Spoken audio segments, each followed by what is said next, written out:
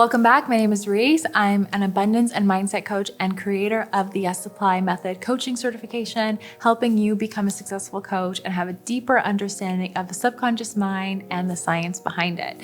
So today I'm answering a question. What are some coaching techniques that can help to eliminate self-doubt? So if you're a coach and you're helping someone and they're experiencing a lot of self-doubt, then here are a few things that you can do. By the way, if you're a coach and you want to learn more about coaching techniques, and see actual demonstrations, then click down below the link in my description for a really incredible masterclass. And also make sure to like and subscribe for more content like this. So oftentimes if someone's experiencing self-doubt, they're very chunked up. They know that they're feeling a lot of doubt or a lot of fear, but they don't know what it is specifically. So what I really like to do is ask them questions to help them get to the root cause of what it really is. So rather than someone saying, I'm doubting myself, you can ask them, okay, well, what are you doubting yourself about specifically? And they might come up with a certain scenario that's playing out in their head, or maybe a certain emotion. So they might say, I'm feeling da da da da, like I'm feeling nervous.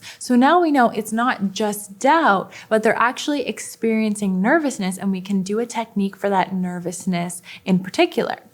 Or maybe when we say, why are you doubting yourself? Or what are you doubting? They might say, what if someone asks me a question and I don't know the answer? So in that situation, there's an actual scenario that's going through in their head. And what we can do is work with them to help them see opportunities for better situations that can play out in our head.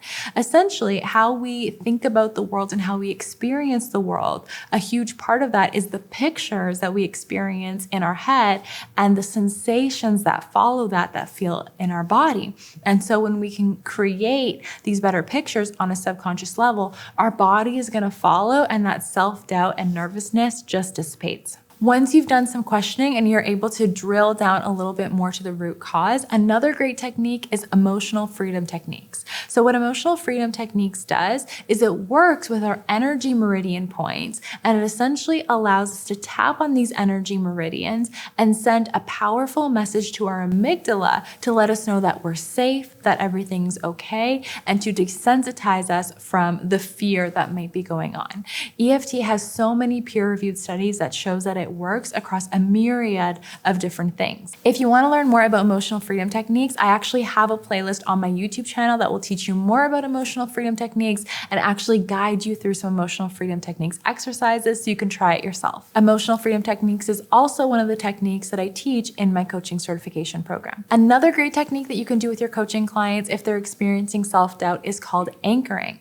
So just like if you hear a certain song and it brings you back to a memory that might have happened a few years ago or a certain place in your mind, we can actually create anchors that tie us in to certain feelings. So with the anchoring technique, what you can do is create a kinesthetic button, perhaps on a knuckle or a shoulder, that helps the person feel in a certain way. So perhaps if the person is feeling self-doubt, we can help them create an anchor for confidence. And so when they tap on that knuckle, now they're going to feel confidence instead.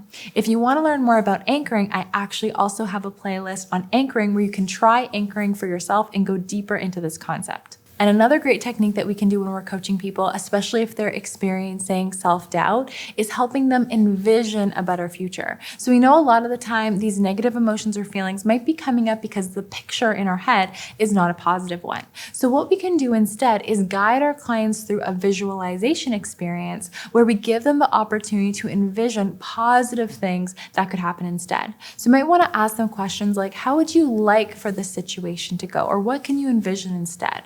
Or what you can do is support them by creating a visualization of a positive outcome and guiding them through that experience. You could play solfeggio sounds or binaural beats, something to help them get into a more positive frequency as you're guiding them through this visualization. And for even deeper impact on the subconscious mind, you can also guide them through a hypnosis session. So we teach hypnosis in the Yes Supply Method certification, and you can also learn more about it on this channel. Another thing that you could do is even record or that visualization or that hypnosis recording so they can listen to it at night when they wake up in the morning or right before a big event that they might feel nervous or anxious about.